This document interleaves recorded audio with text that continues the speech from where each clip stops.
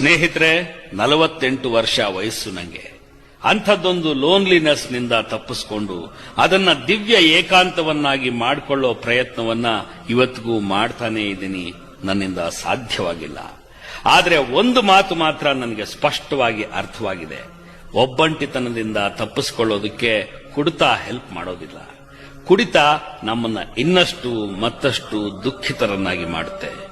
ಇರೋ ದುಃಖವನ್ನ ಹೋಗಲಾಡಿಸಿ ಇದ್ದಕ್ಕಿದ್ದ ಹಾಗೆ ಒಂದು ಸಂತೋಷವನ್ನ ಮನಸ್ಸಿನಲ್ಲಿ ಊಟೆ ಒಡೆಯೋ ಹಾಗೆ ಮಾಡಬಲ್ಲಂಥ ಯಾವುದೇ ಮಾತ್ರೆ, ಯಾವುದೇ ಇಂಜೆಕ್ಷನ್ನು, ಡ್ರಿಂಕು, ಡ್ರಗ್ಗು, ಮಂತ್ರ ಇನ್ನೂ ಸೃಷ್ಟಿ ಆಗಿಲ್ಲ. ಬಹುಶಃ ಆಗೋದೂ ಇಲ್ಲ. ಆದರೆ ನಿಮ್ಗೊಂದು ಮಾತು ಹೇಳ್ತೀನಿ, ಕುಡಿಯೋದಕ್ಕಿಂತ ಡ್ರಗ್ ತಗೊಳ್ಳೋದಕ್ಕಿಂತ ಅಪಾಯಕಾರಿಯಾದ ಮತ್ತೊಂದು ಕೆಲಸವನ್ನ ನಮ್ಮ ಹುಡುಗರು ಹುಡುಗಿಯರು ಈ ಲೋನ್ಲಿನೆಸ್ನ ಹಂತದಲ್ಲಿ ಮಾಡಿಬಿಡ್ತಾರೆ.